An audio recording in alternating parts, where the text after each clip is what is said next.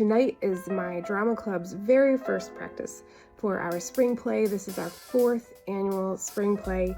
I am going to give you the tips, tricks, take you through the whole evening so that you can have a successful first practice, which is quite honestly the hardest practice, and survival guide. We're gonna survive this. You will need at least 2 adults to make this happen, maybe 3, depending on how old your kids are. You'll need 1 person directing the acting and following along with the lines. Then you'll need an assistant director, which I call the sending coach, to help the students line up to go on stage and to get off stage for the proper exits and entrances. That person will follow along with the script, also stepping in from time to time to help the director if they look like they need a little help making decisions. And the 3rd person, if you have it, would be the person to answer all the questions. The students are going to have a million questions about costumes and positioning and just the lines, tons and tons of things to work out on that first practice, and even things like, can I go to the bathroom? So if you have a 3rd person to answer all those questions, that would be amazing.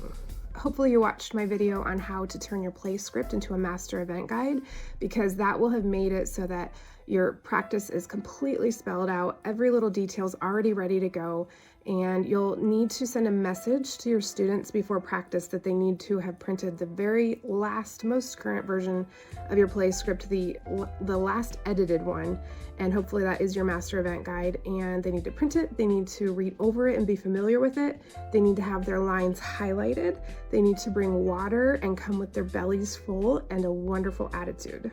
I am sure you've read your play many times, but make sure you read it the day of your first practice. That way it's really fresh on your mind. My curriculum from my Music, Art, and Drama M.A.D Society Drama Club includes a mixer and a drama game to help the kids warm up and to bond. I would encourage doing something like that, and also if you have any teaching time, you'll want to get that over with before your play practice. If you're practicing somewhere other than the stage where you're going to perform, you'll want to make sure you tape off where the stage goes and have a door that is in the exact place of where you're going to have the entrances and exits. That way you can start practicing that from day 1. Make sure those dimensions are the exact size of your stage you're going to be using. Have as many of the props, both like the acting props and the things that are going to go on the stage, have as many of those ready for practice as possible, because the sooner you can get those integrated into play practice, the better the results will be. If you wait until the end and they haven't practiced with their swords or their costume on, it'll be a little confusing. Wait though for the costumes, because you don't want those to get worn out or tired unless you have a costume that is big and will affect the way they act. I like to have paper plates and a permanent marker on hand, and if there are scenes that are really complicated, if there are a lot of people and you want to make sure everybody can be seen, or if it's some sort of fight scene and you need to choreograph it really well, I will write the actors' names on paper plates and position them on the stage. That way they're reminded where to stand. It also helps for kids that have a little bit of trouble paying attention to stay where their mark is. Have pens and highlighters ready for the students. That way if they forgot to highlight their lines, they can do that. They can have those pens or pencils to write down acting props and things that they want to remember. You'll also want to have some drawing paper, because maybe you'll need to draw some of the aesthetic choices of the play that you haven't finished yet, or if 2 people have an idea and they're not quite seeing eye to eye or figuring out what the other person wants, it's easiest if you can draw it on paper. So have some drawing paper really close by.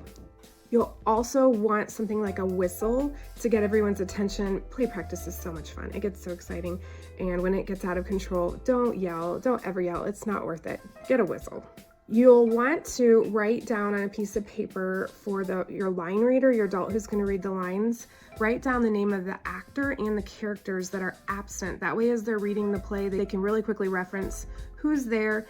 And I just prefer to have the line reader read for anyone who's absent.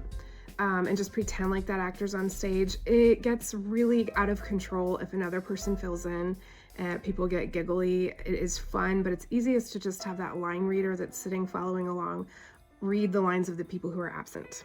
Halfway through play practice, you will want to take a break. It should only be about 5 to 7 minutes, otherwise people will start kind of making their own things going on and distract themselves from why they're actually at play practice, which is to practice the play. So 5 to 7 minutes, have them get a snack, take a breather, kind of move around, and then head right back into play practice.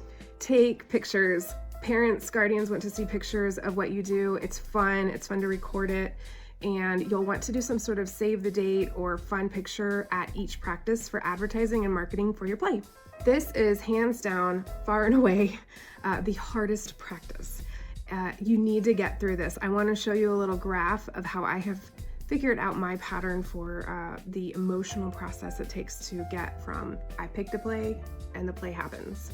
You have a couple months of lonely prep time, a week or two of high tension part picking and document distribution, then the first practice, which might leave you wondering why you are a drama club leader at all, but keep going. Then slowly everything will improve each week until you hit some kind of funky rut that almost feels like the performance is getting boring, followed by the nervousness that comes at the last practice and then the rehearsal as it starts to get real, and finally you top it off at the top of the mountain as the performance brings so much joy and pride and community that you'll completely forget the exhaustion and the frustration of all the months before, and you will more than likely be looking for your next play script within a week. It's all really fantastic, and thank you to anyone who's providing this for the students in your life that are artistic, that are creative, that want to be leaders, that are working on forming a community of people that will bless the world. And I'm thankful for you guys, and you're going to be an amazing coach. First practice, you can do it.